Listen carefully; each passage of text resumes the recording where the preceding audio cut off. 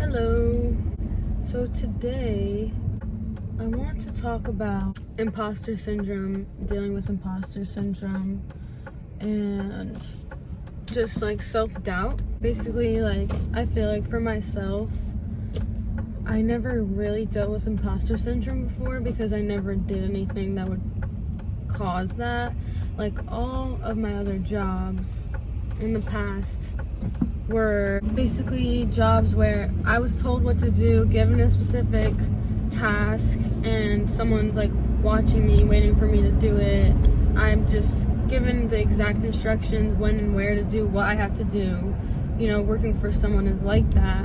Whereas recently I have been trying to like start my own thing, which is a lot of me trying to be on top of my own thing, figure out what I want, like what I need to get done, figuring out the logistics behind what steps I need to take, and actually keeping myself accountable for taking those steps, and also being confident in myself to the point where I feel like I trust myself to be taking the right steps and confident enough to take steps. So I feel like recently I've been having a lot of kind of doubts and like imposter syndrome come up.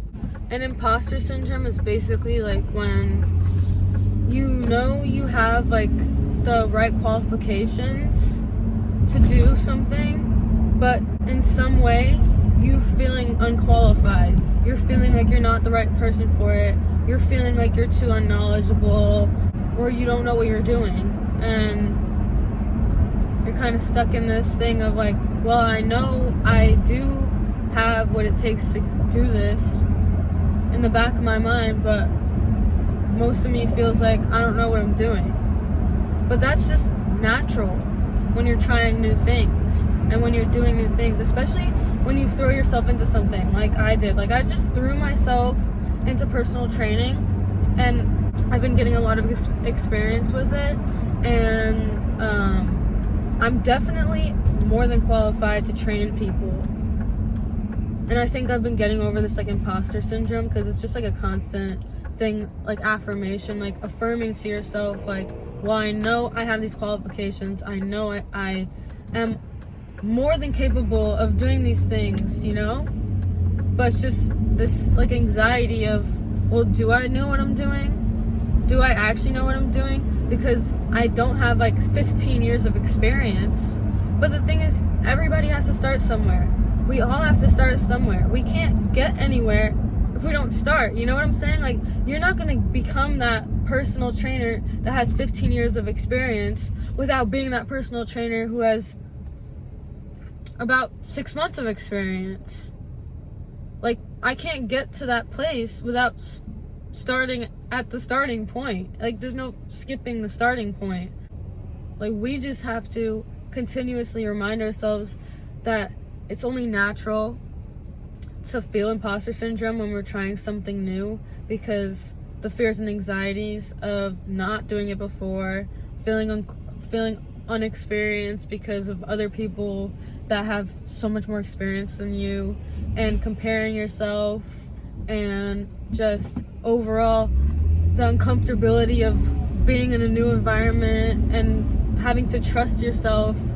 So it's basically really new for me, and I feel like it's been causing like overthinking and overwhelm and self-doubt, just because I'll be making lists of stuff that I need to get done and tasks that I need to do to further my career and where I want to be, and I just have this like voice in my head that's like, you don't really know what you're doing, which is true, because I don't really know what I'm doing. I'm trying to just figure it out as I go, which is how life is, you know? The only way you could really figure it out is by just doing stuff. I have the flexibility to make mistakes, you know? Like, my whole career right now is like one big risk per se, but not really, because I know that I will get to where I need to be. But because I'm putting in the work, I have patience, I have the right intentions, I'm just leading with love, and I'm open to learning. And I feel like that's such a big part of when you're starting your own thing, or when you're trying to figure out where you're supposed to, like, what you want to do and like how to get there. It's just allowing yourself to be open to learning and to make mistakes. It's just a lot of questioning yourself, which I haven't had to do before this past year. And it has a lot to do with like stepping out of my comfort zone, which has been making me kind of be like, I don't like this, you know? Whenever you're uncomfortable, you don't really like it to begin with. It's not like painful or anything, but it's just like, oh, like, this is not me, like, you know, I don't know what I'm doing, like, that's too scary, and it's just a lot of fear and anxiety. But I think what we have to remember when we're trying new things is that it's supposed to feel like that. It would be weird if we tried something new and we didn't feel any type of level of uncomfortability. We wouldn't get anywhere in life if we constantly just stayed in a space that we felt super comfortable in, because there is no growth in the comfort zone. So it makes complete sense for us to feel a certain type of like anxiety when we're trying new things, you know? I think it's only human, and you know, maybe some people are better at dealing with that anxiety than other people. Like, some people, that anxiety is more debilitating than other people, but I don't think it just doesn't exist within other people.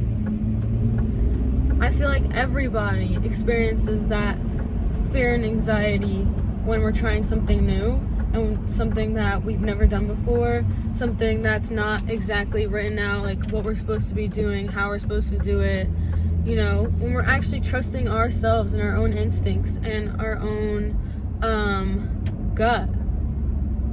So it's like, oh, this is like new.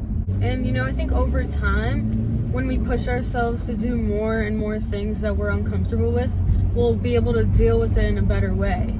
So for instance, like, if you have something you want to do and you have made steps that you have to take to get there, but you're just procrastinating the steps, or it's really hard for you to actually like push yourself to do that step because you're having that fear and anxiety, or you don't trust yourself enough, what you have to do in that instance is force yourself, physically force yourself to do those steps anyway, even if it feels like so uncomfortable. Because that's the only way you'll get more familiar with that feeling of uncomfortability. Because I think the trick is allowing your body and your emotions and your gut to get familiar with being uncomfortable. I feel like that's the trick. So recently I've been kind of forcing myself in a way to just do things even though I really don't want to do it. Like, I really just have been pushing myself to do things even though I really don't want to do it. In every sense of the word, like, my brain is like, no, like, I don't want to do it. Like, this is so scary. I'm scared of rejection. I'm scared of doing the wrong thing. I'm scared of not making the right move or not saying the right words. But I'm going to do it anyway. And you know what you just have to do? You have to just shut your mind off and action. The only way to overcome overthinking is with action. And I've been saying that a lot lately because I've never had to really deal with this before. And this whole year has just been me literally forcing myself to do these things that I know I want to do, because I know it'll further me in my career, and I trust myself that I know what I'm doing. But I'm really afraid to do it, and my brain is just kind of stopping me from doing it. And I just have been not letting my brain win. And just, it feels so good to do something that you're extremely afraid of doing and that you feel so uncomfortable doing, but that you want to do. It feels like so empowering to actually go through with something like that, because you're just showing yourself your capabilities and you're just growing your trust for yourself. Like, you're growing your trust within. That's how I feel lately. Like, I'm really just growing my trust within myself. Like, I trust myself to get these things done, even though I might have some fears come up. I trust myself that I could get it done, and I'm not gonna doubt myself. And it's just a constant like practice, like everything else is a constant practice. I think it's a thing that we can't forget about it. We constantly have to consciously be building that relationship of becoming more comfortable in the uncomfortable. It's a whole big clump of fear that we have to just kick out, you know? We can't just be like, oh, at some point I'll be confident enough to do this. The confidence comes from somewhere.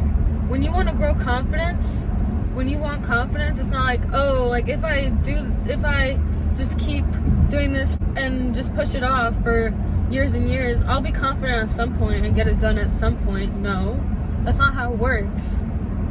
We have to grow the confidence by actively, consciously taking steps to grow our confidence and to grow our trust within ourselves.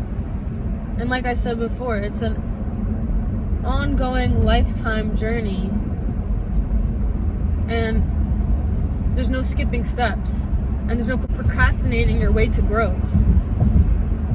Growth is in the moment. Anyway, that's been like my daily pep talk to myself lately, and I hope if anybody else is experiencing imposter syndrome or experiencing self-doubt or is just starting something new and it's really scary, I just want people to know and me to know we're not alone. Everybody experiences it. And like I said, it might not seem like people are having the same anxieties that you are having. It could just be because they're good at hiding it, or because certain people already are better at dealing with the anxiety than other people. And that's okay. We're all on our own journeys at our own pace. So don't compare yourself to other people, and know you're not alone. That's like a really comforting thought too. Anywhere you want to be and any person you look up to started at the same point you're at now, questioning themselves and having to trust the process. That's the big thing, trusting the process. Thank you for coming to my TED Talk. I hope we're all breathing deeply, living mindfully, and in gratitude.